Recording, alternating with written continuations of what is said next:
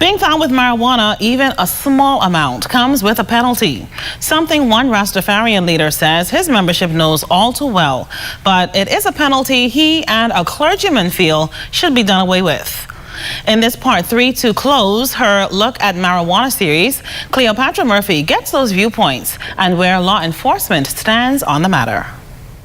As the debate continues as to whether the Bahamas should legalize marijuana, in particular medical marijuana, the illegal trade continues to thrive, with police officers recovering nearly $400,000 in marijuana in one of its larger drug busts this year. Officer in charge of the Drug Enforcement Unit, Superintendent Jamuel Ferguson, says police continue to make arrests, be it small or large scale.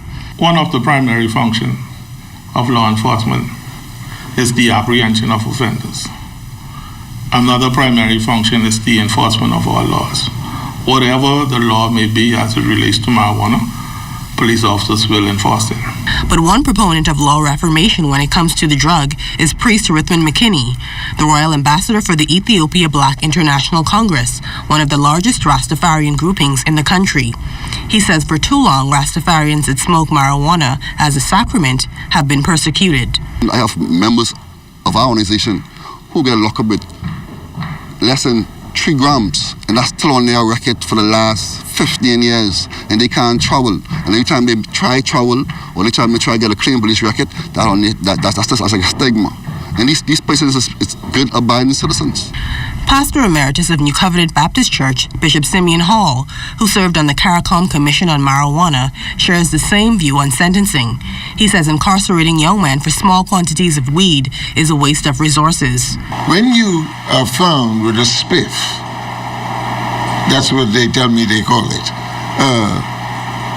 it's put on your record. But when you kill somebody in the course of dangerous driving under the influence, the judge give you a little slap on the hand, and it's not on your record. That's not right. Hall, who was fiercely opposed to marijuana, says 3 years ago he had no concept of marijuana's medicinal value, and still he does not promote recreational use. He says traditional medicine is contributing to the demise of many, and healthcare is too expensive. Medical cost in this country is too high. Medical costs in the whole region. We are the second costly in the Caribbean region. The Bahamas is. So medical people are dying because they cannot afford medicine. If they could find it in their backyard, shouldn't we investigate that? McKinney says he has seen the impacts personally and knows legalizing medical marijuana would be to the benefit of the Bahamas tremendously. It's really important that the government look at this carefully and don't waste more time.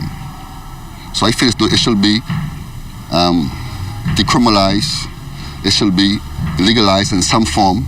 Cleopatra Murphy, ZNS Network News.